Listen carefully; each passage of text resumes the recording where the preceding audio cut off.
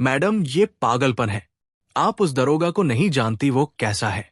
वो बहुत बड़ा कमीना है। वो आपको चोट पहुंचा सकता है। तुम टेंशन मत लो रामदीन। मैं वही देखने तो जा रही हूं। जरा मैं भी तो देखूं कि वो कितना कमीना है। ऑटो वाले मोटा पैसा देने वाले। आजा सिग्नल तोड़ के वो ऑटो वाले। वर्दी पहन के भी जो नोटों का गुलाम निकले, उससे बड़ा सिस्टम का कोई बदनाम निकले। डंडा हाथ में है पर इंसाफ नहीं दिल में। ऐसे सिपाही से तो चोर भी शरीफ निकले। वर्दी पहन ली पर ईमान भूल गया। अब यह सिपाही नहीं, रेट लिस्ट वाला गुंडा बन गया। आ रही हूं तुम्हारी वर्दी उतारने, एक ऑटो वाली बनकर। अरे जाने मन कहां चली इस फटाफटिया को लेकर। जरा हमसे भी तो मिलती जाओ।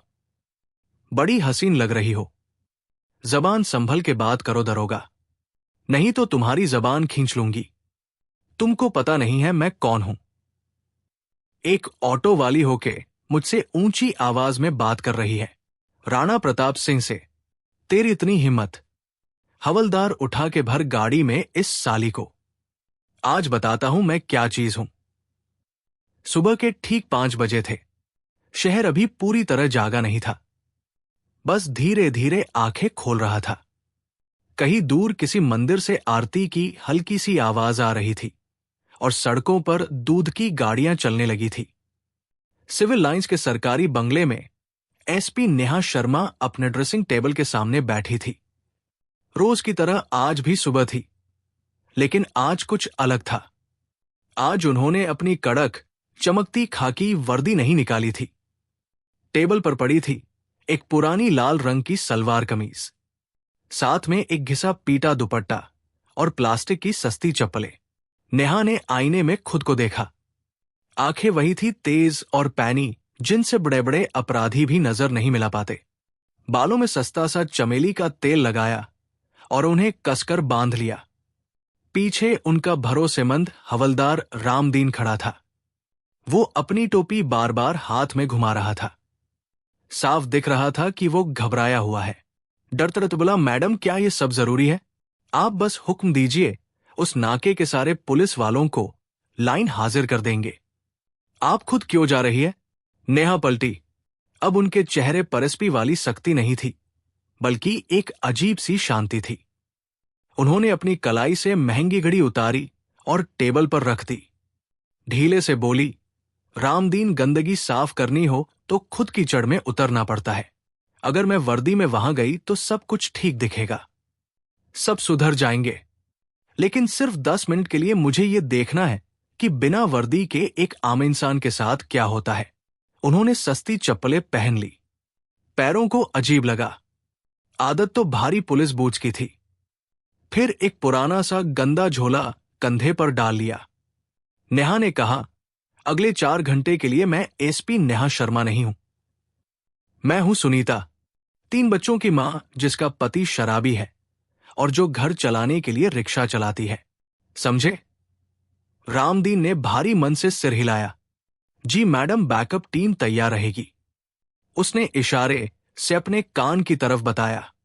नेहा ने दुपट्टे के नीचे कान में चावल के दाने जितना छोटा वायरलेस सेट लगा लिया और बोली, मैं कनेक्टेड हूं रामदीन, चिंता मत करना।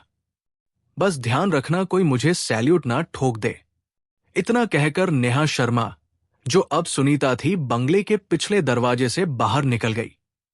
बाहर एक पुराना सा ई रिक्शा खड़ा था और पीछे की सीट पर एक फटा हुआ स्टिकर लगा था। बुरी नजर वाले तेरा मुंह काला, जो शायद इस मिशन के लिए एकदम सही था। ई रिक्शा चलाना पुलिस की जीप चलाने से बहुत अलग था। जीप में पावर स्टीयरिंग होता था। एक इशारे पर गाड़ी मुड़ जाती थी, लेकिन ई रिक्शा का हैंडल इतना भारी था कि मोड़ने में नेहा के कंधों की कसरत हो गई। जैसे ही वो मुख्य सड़क पर आई, दुनिया बदल गई। जब वो अपनी पुलिस की गाड़ी में चलती थी तो ट्रैफिक अपने आप खुल जाता था। लोग रास्ता देते थे, लाल बत्ती भी हरी हो जाती थी। लेकिन आज वो अदृश्य थी। एक बड़ी एसयूवी कार ने उसे इतनी जोर से हॉर्न दिया कि नेहा का हाथ हिल गया। कार वाले ने खिड़की से सिर निकालकर चिल्लाया, अरे वो आंटी घर में जगह नहीं है क्या जो सड़क पर मरने आ गई? नेहा के अंदर का पुलिस वाला एक पल के लिए जाग गया। मन किया कि अभी गाड़ी रोककर उस बदतमीज का लाइसेंस रद्द कर दे और उसे सड़क सुरक्षा पर 2 घंटे का लेक्चर दे, लेकिन उसने खुद को रोका। उसने अपनी गर्दन झुकाई और रिक्शा साइड में कर लिया। सुनीता, याद रख तू सुनीता है, उसने खुद को बुदबुदाकर याद दिलाया। तभी उसे पहली सवारी मिली। एक भारी भरकम सब्जी वाली आंटी थी, जिनके पास 2 बड़े टोकरे थे। उन्होंने हाथ दिया। नेहा ने रिक्शा रोका। आंटी ने पूछा, सब्जी मंडी चलोगी?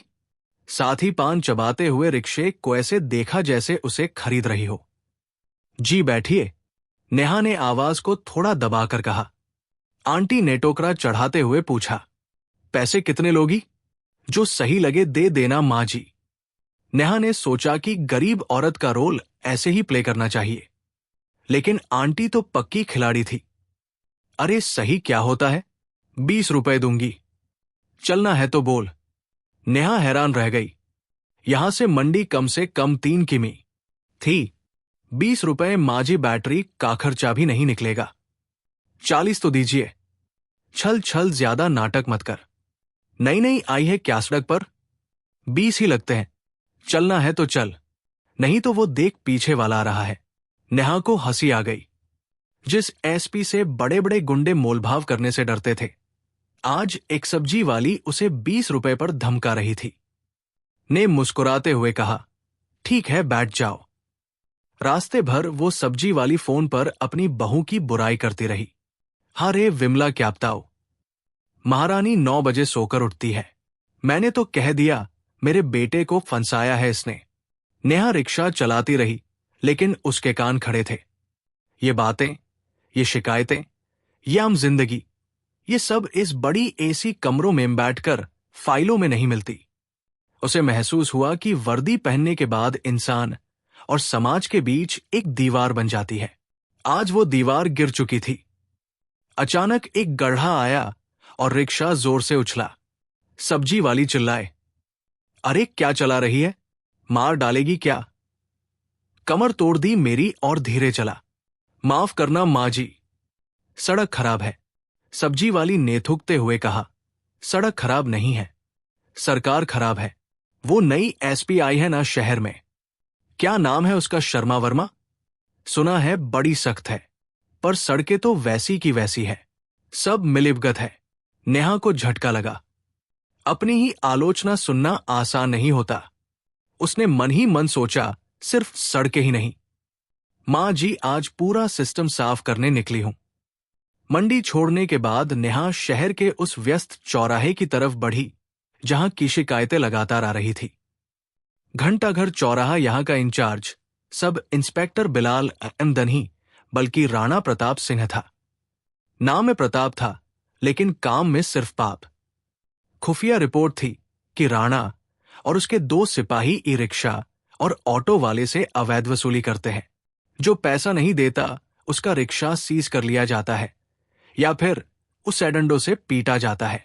जैसे जैसे नेहा घंटाघर के पास पहुंची, उसे ट्रैफिक का दबाव महसूस होने लगा। उसने अपना रिक्शा एक चाय की टपरी के पास रोका, जहां कुछ और रिक्शे वाले खड़े थे। उसे माहौल समझना था। एक दुबला पतला रिक्शा वाला, जिसकी उम्र मुश्किल से 20 साल रही होगी, बीड़ी पी रहा था। नेहा ने अपना रिक्शा उसके पास लगाया। भैया, नेहा ने संकोच भरे स्वर में पूछा, यहां सवारी मिल जाएगी क्या? लड़के ने बीड़ी का कश लिया और नेहा को दया।